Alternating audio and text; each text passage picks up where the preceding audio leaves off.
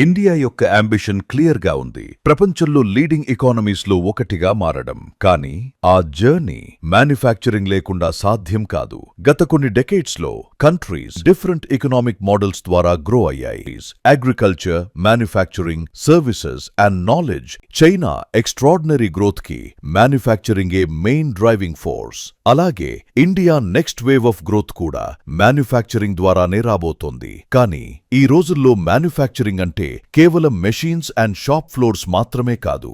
అది AI, automation, robotics, design and intelligent production system ని build చేసేవాళ్లు. టెక్నాలజీని మ్యానుఫ్యాక్చరింగ్ తో కంబైన్ చేయగలిగే ప్రొఫెషనల్స్. అక్కడే శ్రీ సిటీ ఇంటర్నేషనల్ యూనివర్సిటీకి ఒక యునీక్ అడ్వాంటేజ్ ఉంది.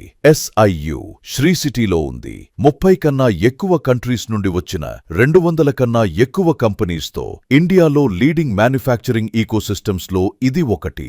మనం రోజు వాడే అనేక ప్రోడక్ట్స్ ఇండియాలో తయారయ్యే. ఎయిర్ కండిషనర్స్ లో 60% కన్నా ఎక్కువ ఇక్కడే మ్యానుఫ్యాక్చర్ అవుతున్నాయి. చెన్నై నుండి కేవలం 55 కిలోమీటర్ల దూరంలో ఉన్న SIU ఇండియాలో అత్యంత ముఖ్యమైన మ్యానుఫ్యాక్చరింగ్ జోన్స్ లో ఉంది. ఈ ecosystem school of advanced manufacturing ని తయారు చేస్తుంది. మా కరిక్యులం ఇండస్ట్రీతో కలిసి డిజైన్ చేయబడింది మరియు వర్క్ స్టడీ డ్యూయల్ మోడల్ ద్వారా ఇంటర్న్షిప్ కరిక్యులంలో ఒక ఇంటిగ్రల్ పార్ట్. ఇయర్ 1 నుండి స్టూడెంట్స్ తమ సబ్జెక్ట్ ని నేర్చుకుంటారు. అదే సమయంలో ఇండస్ట్రీలో దానిని రియల్ వరల్డ్ లో అప్లై చేస్తారు.